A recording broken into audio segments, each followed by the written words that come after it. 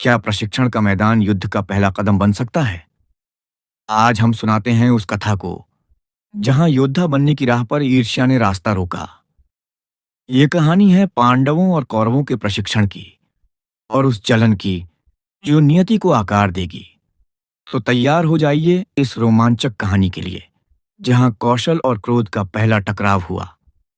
नमस्ते दोस्तों, स्वागत है महाभारत की कहानियों में, जहां हम हर हफ्ते लाते हैं इस महाकाव्य की जीवंत गाथाएं जो कर्तव्य, प्रेम और नियति को उजागर करती हैं। पिछले एपिसोड में आपने देखा कैसे पांडवों और कौरवों के बचपन में दुर्योधन की ईर्ष्या ने पहली चिंगारी जलाई। आज हम बात करेंगे उस समय की जब कृप के प्रशिक्षण ने इन युवा राजकुमारों को योद्धा बनाने की राह दिखाई। लेकिन क्या यह राह एकजुटता लाएगी या बैर की आग को और भड़काएगी? ये कथा है कौशल, अनुशासन और जलन की, जो हस्तिनापुर के भविष्य को आकार देगी। तो चलिए शुरू करते हैं इस नई यात्रा को। हमारी कहानी हस्तिनापुर के प्रशिक्षण मैदान से शुरू होती है, जहां आचार्य कृप ने पांडवों और कौरवों को योद्धा बनाने की जिम्मेदारी ली। कृप, जिनका ज्ञान शास्त्रों और युद्ध कला में बेजोड़ था, ने हर राजकुमार को उनकी ताकत पहचानने की राह दिखाई। युधिष्ठिर ने रणनीति सीखी, अर्जुन ने धनुर्विद्या में महारत हासिल की और भीम की ताकत ने सभी को हैरान कर दिया। कौरवों में दुर्योधन ने गदा युद्ध में अपनी ताकत दिखाई।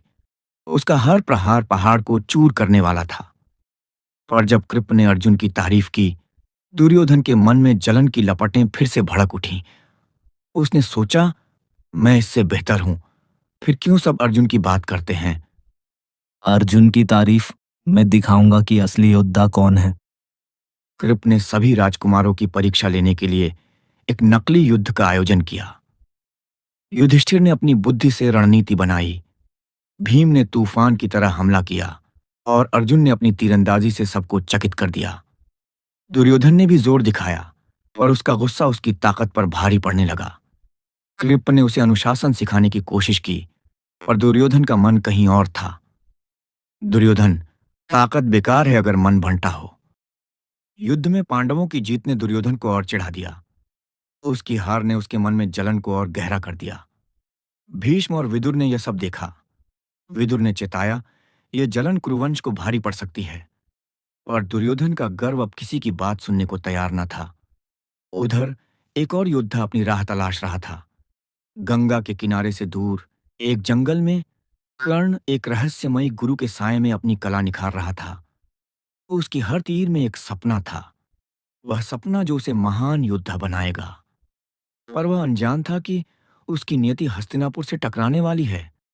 हस्तिनापुर में कुंती ने अपने बेटों की ताकत देखी, पर उनके भविष्य की चिंता भी। और दुर्योधन, वह एक नई चाल की तलाश में था, जिसके पीछे एक चालबाज का दिमाग काम कर रहा था। कृप ने राजकुमारों की असली परीक्षा लेने के लिए एक बड़ा मुकाबला आयोजित किया। चुनौती थी आंखों पर पट्टी बांधकर एक घूमते निशाने को भेदना। अर्जुन ने आत्मविश्वास के साथ कदम बढ़ाया। उसकी शांति और एकाग्रता ने सबको प्रभावित किया। अर्जुन ने हवा की आवाज सुनी और तीर छोड़ा। तीर ने निशाना भेद दिया और भीड़ तालियों से गूंज उठी। दुर्योधन ने भी कोशिश की, पर उसका तीर निशान से चूक गया।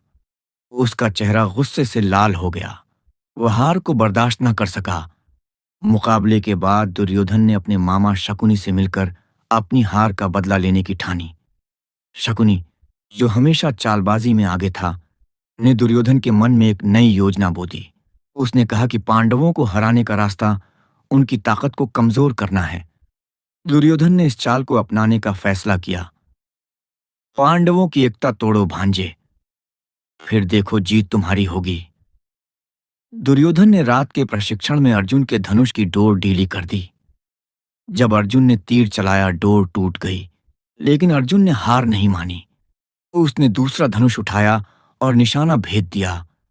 कृप ने उसकी हिम्मत की तारीफ की, और दुर्योधन का गुस्सा अब हद पार कर रहा था। भीम ने दुर्योधन की चाल पकड़ ली और उसका सामना किया। दोनों भाइयों के बीच झड़प होने ही वाली थी कि युधिष्ठिर ने बीच बचाव किया। उनकी शांति ने तनाव को कम किया, और कुंती ने यह सब देखकर सोचा, यह बैर अब रुकने वाला नहीं। उधर कर्ण अपनी ताकत को और निखार रहा था और दुर्योधन अपनी जलन को। ये प्रशिक्षण का मैदान अब एक बड़े टकराव की ओर बढ़ रहा था। तो दोस्तों, ये कहानी सिखाती है कि अनुशासन और एकाग्रता हर बाधा को पार कर सकती है, और ईर्ष्या का रास्ता केवल विनाश लाता है। अगली बार चुनौती आए तो मेहनत और धैर्य को चुनें। अगर यह कहानी पसंद आई तो लाइक करें, सब्सक्राइब करें और बेल आइकन दबाएं। अगले एपिसोड में देखें कैसे दुर्योधन की जलन एक खतरनाक मोड़ लेती है। तब तक के लिए नमस्ते और हमेशा खुश रहें।